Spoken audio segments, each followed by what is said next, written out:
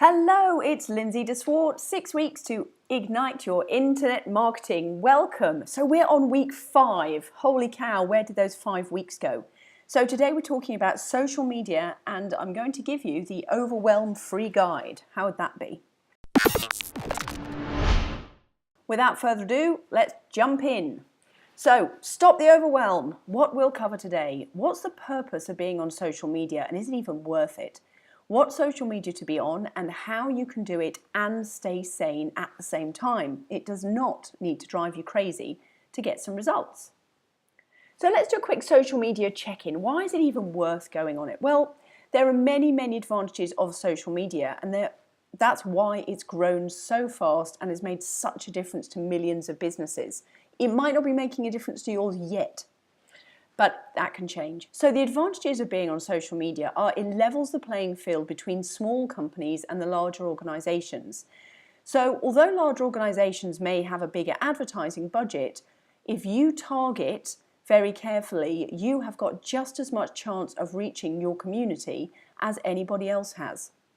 It allows you real-time contact with your audience, so you can chat back and forth with them, and so you'll really find out what it is that you can help them with. And it allows you to build an audience and culture of your business cheaper than ever before. So for example, there are many ways, even if you don't want to spend much on advertising, Facebook advertising is a little bit more necessary, but still you can do it for $5 or $10 even a day. So you could just run small campaigns, which if you think about old level of advertising or old style media, if you're doing like billboards, magazines, people might see it, but that was hugely expensive and massively wasteful and untargeted. So that's why this is so fabulous. Now there are disadvantages, of course, and I think we're all well and truly aware of those. There is the belief that you have to be everywhere all of the time, which just is not so. You're constantly being bombarded with too much information about what to do, and I'll talk a little bit about that as we go through. It can be a complete waste of time and very easy to get sucked in and lost in the dark abyss of social media. And as I said just a moment ago, advertising is becoming a little bit more necessary. However, I will tell you a little bit about some results that I've been getting without spending a penny, and that is just with some retargeting and just by learning a few tricks. So the main purpose of social media is to get your message out to your audience so you can really convey what it is that you do and then build up your relationship with them and build up your culture. So it's easier than altering your website every time that you've got, a new blog or a new bit of news or a new offer, or you want to send out positive encouragement to your audience. It's easier to do it on social media than it is using your website. It allows you to chat back with them in real time so you can answer questions. So it's just like having an email to and from. But it also means that other people can see what your questions are, because it may well be that those questions are helping your clients, and it may well be that people asking those questions is going to help your business too. So that's always bearing in mind. People are very concerned about security of social media, but if you're a business on social media, yes, you need to be aware, but quite frankly, everybody seeing what you're posting is your greatest goal. So don't be too worried about security in the sense that you do want it to be public. It's advertising after all. So you can advertise your products and services and you can raise the profile of your company using social media. So never forget the purpose behind it. So you've got to look at where you are now, and then gradually it will grow over time. They say an overnight success always takes about 10 years, and I think that's fair enough. So the best thing to do is just to gauge where you are now. Now these two, the YouTube and G+, Google+, you might not be using at the moment, and it might not be that that's where you need to be. We'll go through all of that in the presentation. However, I think that's the real key to this slide is you've got to look at where you are now, and then you can watch it grow. So social media is always changing, but there's some aspects that just never change and they will always remain true. So no matter what algorithms change or alter, you'll still have a platform and you can chat with others. As we discussed a few weeks ago though, however, you don't just want to build your list on Facebook or on one of the social media platforms, because if they do change, then it may well be that it affects your business significantly. the best thing you can do is use social media to get people over to your website so you can build up your list. So you still have the chance to speak directly with your customers, you still have a broader reach than you've ever had before, and you can build your brand like you've never been able to before. It's not like you need a branding agency or anything like that. You can make a conscious decision about what your brand is offering and what it looks like, and you can build that brand incorporating all of your social media. So, as you can tell, I am a fan of social media. I haven't mastered it yet, absolutely, but I'm a fan of it, and I do think that every small business should have some presence, and their Facebook page should be rather loved. So where should you prioritize? Now, these are just 4 of the ones that I use. However, 2 of them are the ones I prioritize. So there are plenty of others. There's Pinterest, which of course is all pictures, web-based vision boards. Snapchat, which is an app for posting videos and they disappear very fast.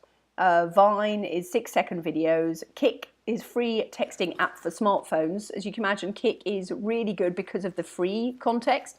So a lot of teenagers use it so they don't have to pay for call plans. Makes every bit of sense, doesn't it? And then Tumblr is a microblogging platform which is owned by Yahoo, and again very big with teenagers and younger kids. Okay, so what I use, I'm on Facebook, LinkedIn, Twitter, Instagram, Google+, and YouTube. Now, YouTube isn't necessarily a social platform. However, for me, it has given me a lot of visibility, so I do include it in my social media strategy. The ones that I focus on predominantly are Facebook and Twitter. Instagram I use for time saving, funnily enough, and I will tell you about that as we progress through. So my figures as of this weekend were Facebook 446, which is growing slowly, Twitter 752, which is growing a lot quicker, because again, as I said at the beginning, I've spent some time really focusing on how to grow Twitter, and I think over the weekend I probably got 100 new followers, whereas before Twitter was a bit of a dark art for me. I'm certainly learning some more context about it, so I'll give you a bit more feedback about that too. LinkedIn, 530, which is fine. Instagram, very new to me, but as I say, it's a time saver, so I really like it. And YouTube is my greatest because I've got 1,600 views or more now on my videos. And the videos, of course, took me however long it takes to record my videos, so anything from 5 minutes to 25 minutes. And it's got 1,600 views, and only a few of my videos are actually made public, most of them just a private link. So for example, the videos for this course, I've only made 1 public and then the rest are a private link. So that's why I really like it.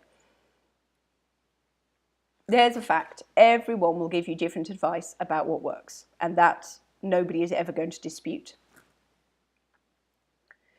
So I'm going to give you an overview of advice, and this is based on a lot of the teachers that I've studied with, what I've found to work, and what I know to be the truth about social media. Of course, you're always going to get differing opinions, but let me help you as much as I can. So Facebook likes are similar to an approval. So it's great for social credibility. They are less important than they used to be, but they're still great for credibility, and engagement is more important than the number of likes. There is one teacher who I have followed for years, a lady called Sandy Krakowski, and her engagement is off the charts, and that's absolutely what she preaches. She said it doesn't really matter about your likes will come anyway, but basically it's your engagement that really counts. So Facebook is the #1 used social media. So if you're on any single one, you should be on Facebook. And also, please, please, please post from a page, not from your personal profile. I'm just going to go into a little story about that. A very good friend of mine took her business over to BC, well, took her family and therefore her business too. And her business was going through rapid growth, and it's a mummy health and fitness business. So dealing a lot with brand new mums. And obviously then, birthing health and birthing experiences. However, she's a great friend of mine, but she kept posting on her personal profile. So there was a couple of mornings I would come and check my phone, and my whole page was full of her updates. And as you know, potentially, I've got 3 kids. My youngest one is now 6. I'm kind of through the birthing thing. I don't really want to be seeing birthing experiences and Facebook stories every single day. So unfortunately, I had to downgrade her on my Facebook friends because otherwise there was no way I could stop getting her stuff. Now, if it had come through from her business page, I would have got one or two, posts, which would have been great. And then I would share and pass on to other friends that I know are having babies. However, because it kept coming through on my personal profile, from her personal profile, it was complete overwhelm. Now, that may well be what she wants to achieve with her business. Fair enough, but I was certainly a little surprised that was a strategy she was using, because it really, as far as I'm concerned, is a bit of a no-no. Tactical tips. So post consistently, absolutely. Build culture and give encouragement. Pictures have more interaction than text, and videos have even more interaction than pictures. Ask questions and try and engage your audience that way, and sell and advertise in less than 20% of your posts. So please don't be a churning out selling machine, because you will get unfriended, unliked, and people, quite frankly, will get really fed up with you, because that's not what the primary goal of social media is all about. It's about building community, building conversation, building engagement, and therefore building your business that way. It's not about in-your-face advertising. So some great and easy tools. PageModo is one I love for Facebook, and I think I pay $5 a month, maybe $10 a month for that. So it means I can change my cover, my Facebook page cover very frequently, which also is a good tactic, by the way. I can make quote pictures, and I can even use them for finding quotes. I can make and handcraft pictures, and also it allows me to do scheduling, which is cool, and that's really one of the keys that will keep you sane. PicMonkey is fabulous again for making covers. I find it a little more frustrating, but a bit more freehand for making covers.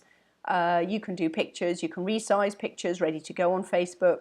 So brilliant tool, and I use the free version of that. And WordSwag, I think the app cost me $2.99. And it's fabulous for quotes and for pictures. So you can use your own pictures or use theirs. And again, you can use your own quotes or use theirs. Very easy to do. Now, Twitter. Twitter is the one that I've really done some cramming up on last week. And as I say, my engagement and my followers has gone up. So my phone is permanently pinging away at me, telling me I've got a new follower on Twitter, which is really exciting because it's basically like a measurement tool. So it's the second most recognized, fourth most used platform. It's most frequently used by people, as in they check in a couple of times a day. And it's easiest to get a big number of followers, as I'm learning. And it is best for current events and trends. So I don't watch the news by choice. However, if I'm on Twitter or I'm on Facebook, then I pretty quickly find out what's going on. So here are some tactical tips. Post images and quotes, and you can repeat them as they change so fast. So what I mean by that is, if one day you post an image that has a quote on it and it gets liked or followed or retweeted or favorited, then a couple of days' time you can post the same quote, not necessarily with the same image, but just a quote. And that's fine, because Twitter moves so fast you can do that. Follow people with a blue tick, because they're kind of like the most recognized, most credible people on Twitter. If you're going to follow anybody, follow people you like with a blue tick. And also follow who they follow. If getting Twitter followers is something that you're interested in, then start to follow who they follow rather than following their followers, if you know what I mean. And then also use tweet-like text messages. It's short text messages. It's not like a blog post. Okay? So I hope that's helpful. So there are some great and easy tools. Same thing, WordSwag I love. Twello is like the yellow pages of people to follow. So Twello, you could go through and look up industry sectors, and therefore you can follow and find all the people that would be helpful for you, or even your target market. Because the benefit of Twitter is that you can have absolute direct contact with people. So for example, yesterday I sent a tweet to Arianna Huffington, and she favorited my tweet and replied to me. Now, how else would I ever get to speak to her other than that? So super, super cool. You can absolutely follow people without stalking, of course. And then the Twitter search bar as well. You can look for either hashtags that are being searched on. You can look for certain people. Now, the reason you would want to do hashtag search is if there is something that you're really interested to find out what people are talking about. So for example, with Madeline, I don't know whether you would want to do an MAT search. Find out the conversation that's going on about MAT and the questions people are asking. And then when you find that out, they're the sort of questions that you can answer because it means you're listening to your audience, you're listening to the crowd. So I hope that's helpful. Number 3 is LinkedIn. 79% of users apparently are over 35. Now this is definitely what I would call grown-up social media. It calls itself the professional social network, la-di-da. And it's the number 2 platform, but it's hard to make sales on. LinkedIn people will comment, but maybe a bit more reserved. However, I have got to say that I have got paid customers from LinkedIn. I went into some of the groups, as I've advised you before. You go into LinkedIn groups and then you can answer questions and kind of get your credibility up, become known as an expert. And a woman from Australia contacted me about a question on something I'd posted on, and then she bought one of my products. So that took me no time at all. I think it was probably 2 conversations, and then she bought one of my reports. So that was awesome. So LinkedIn, you can do business on, but maybe it takes a little more time. Tactical tips, as I said, join groups and interact to gain contacts and credibility, absolutely. Connect with people after in-person networking.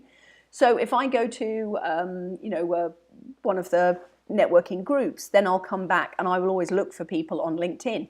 Now, the other thing about social media is if you type in somebody's name, their social media profile is more likely to come up than their website. So that's why it's really worth having a presence on social media, because it's just easier for people to find you. Now, of course, on a personal front, that might not be what you want, but on a business front, that's absolutely what you want. Let me give you an example. Again, I went to a networking evening and I took everybody's cards and I followed up with every single person. But there's one lady who's working for Pampered Chef. And it was interesting because she said, I don't get why people, I'll put a brochure out and I'll put my business card on it and people will go to another vendor. They wouldn't go to my Pampered Chef necessarily, even though I've got my business card on it. And then I was trying to follow up with her business card and she's got something like Jane on there and her phone number of Pampered Chef. So I can't connect with her on any other platform. So Jane of Pampered Chef, how helpful is that? It's just not. Okay, enough ranting about that. Instagram. Now Instagram I love because it saves me time. It helps me with all my other social media. So it's the 5th most popular, has very devoted users. People are in Instagram all the time, as far as I can see. It's most popular with the under 30s, although I quite like it and I'm not under 30. Very real time, highlighting fun stuff and the personality of you and your business. So for example, if I'm out on a walk and I'm doing yoga in the woods, that's the sort of thing that I'd put on Instagram. Sometimes I might continue that to Facebook, but generally that's the sort of thing I'd post on Instagram. As I say, I'm pretty new to it. So I've only got some followers, but definitely, the younger crowd that I'd connect with, they are looking for me on Instagram rather than on Facebook. And it's very much picture-based. And it's so easy, I'll tell you some tools, so easy to make some really creative pictures, which then, if you forward them onto your other social media, as I say, it just looks way more creative and it's so easy to do. So, what I do when I'm out taking photos is I take photos with purposely huge areas that I can put quote text in. So all of these skies are Holland Landing skies, and the Holland Landing is obviously where I live. And the path, again, I can post all sorts of quotes about, are you on the right path? Is this the way forward? Have you got guidance for your way forward? Whatever it might be, I can post all sorts of quotes. And then, of course, there's the one there with the sun. So that's what I do, because then there is no issue on copyright of images because they're all mine. So tools to help you. Instaquote, it's an app that I downloaded. I can't remember how much I paid, maybe $5. WordSwag, $2.99, app download, and using my own photos. So this picture here is from a walk I did on Sunday, and then I just post my quote on there, and away you go. Now, the way I do this is I post it using one of my apps, then it goes to Instagram, then from Instagram I can post it to Facebook. From Facebook, it's automatically set up to go to LinkedIn, and it's also auto set up to go to Twitter. So that's why it saves me time. I will make one post on a really cool, easy to use app, and it goes to 4 platforms of social media. Now, I don't do that for everything, because not every social media, of course, requires the same communication. There's different types of communication. But when it's just a picture like this, you can absolutely use it for Instagram, for Facebook, and for Twitter. No questions. Google Plus is one I am on purely because it allows you to get found higher in Google search engines. And being on online marketing, that of course is one of my goals. However, Google Plus also works really well with YouTube. So if I were to do a Google Plus Hangout or a Google Plus post, video or anything, it will go straight on my YouTube profile.